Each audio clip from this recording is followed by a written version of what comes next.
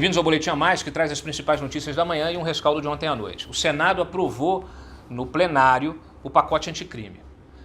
Essa aprovação foi comemorada aí pelo juiz Sérgio Moro de uma forma discreta, assim como por todos os que acompanham e os que defendem os avanços institucionais aí no combate ao crime organizado, mas especialmente o combate à corrupção.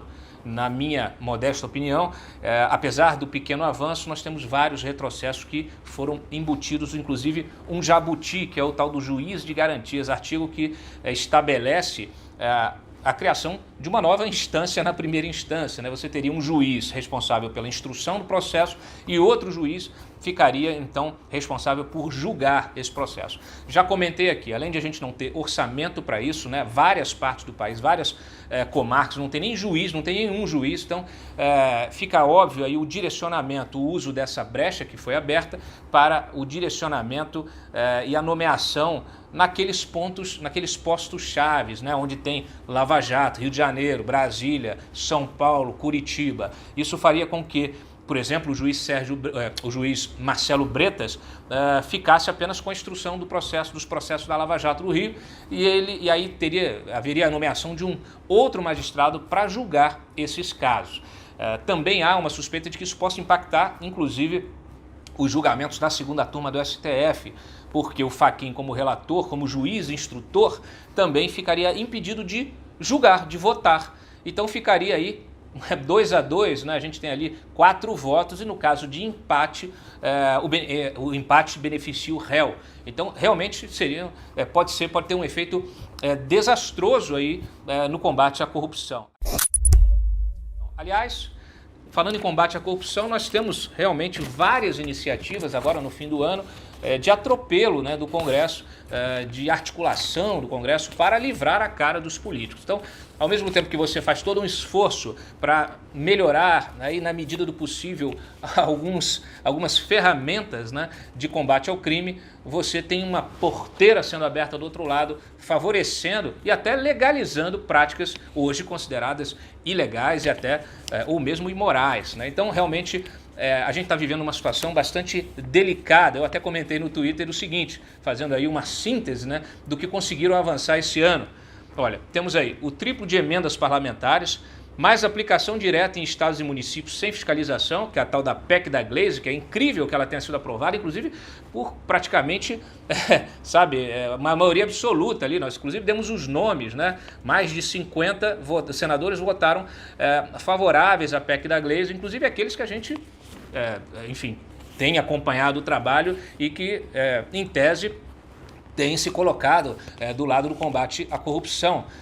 Esses senadores alegam que votaram a favor da PEC da Glaze porque consideram que o repasse dessas emendas diretamente para aplicação nos estados e municípios, sem fiscalização, isso favorece os municípios, favorece os estados, vamos dizer assim, retira a burocracia. Só que o problema é que justamente você não tem fiscalização. Então, a tendência é virar um carnaval. Por isso que eu fiz a seguinte síntese: olha, você tem triplicando as emendas, o governo triplicando as emendas parlamentares, o orçamento para as emendas parlamentares, mais a PEC da Glaze garantindo a aplicação direta em estados e municípios sem fiscalização, mais a duplicação, né, do fundão eleitoral, mais aquela reforma eleitoral que liberou a contratação de bancas de advocacia pelos partidos, né, isso sem limite de gastos.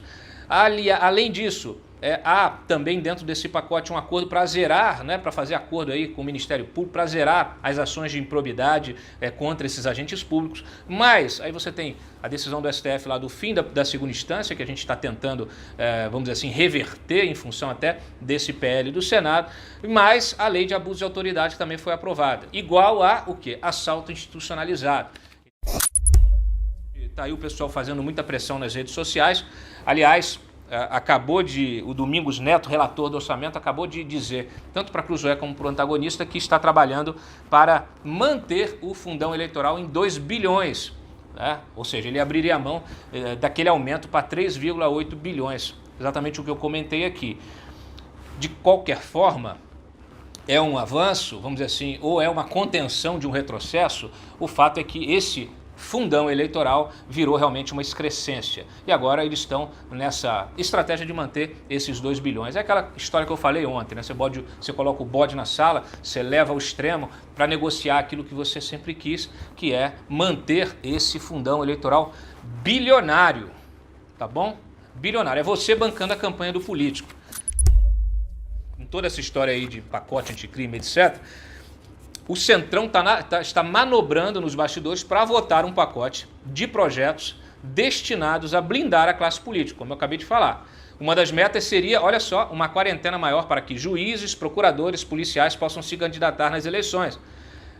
Ou seja, esses agentes, né, da lei que estão ganhando credibilidade, ganhando popularidade junto à população, junto à sociedade, eles querem impedir esses agentes a ter participação política ou adiar ao máximo nessa participação política.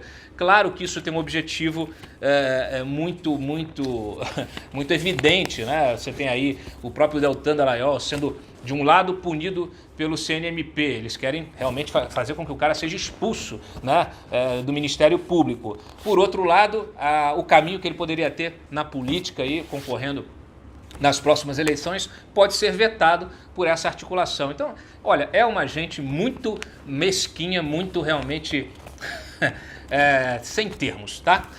Vamos lá. Além disso, o Centrão também almeja o fim do foro privilegiado para integrantes do Ministério Público e do Judiciário, aos moldes do que ocorre para os próprios parlamentares. Tá bom, vai aplicar também aos ministros das Cortes Superiores? Vai aplicar também aos desembargadores? Ou é só primeira instância? Enfim. O Rodrigo Maia já sinalizou positivamente, claro.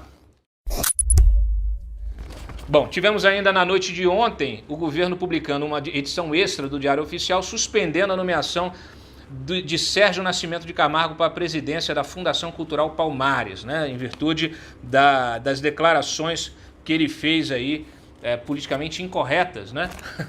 Você não pode ser politicamente incorreto, você é massacrado pela imprensa, pela velha imprensa, por todos os órgãos, pelo Congresso e tudo. Então vetaram aí a nomeação, né, do Sérgio Camargo então para a Fundação Palmares, porque ele é crítico ao movimento, né, a esse movimento de políticas afirmativas. Ele tem uma visão crítica em relação a esses movimentos da sociedade civil, tá?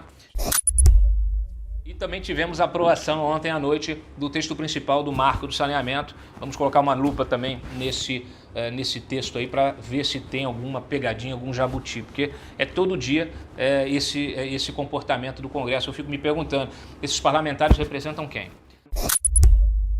Um abraço, nos vemos mais tarde no Momento Antagonista e não deixem de seguir a nossa cobertura em tempo real no Antagonista e no aplicativo Antagonista Mais. Um abraço, tchau!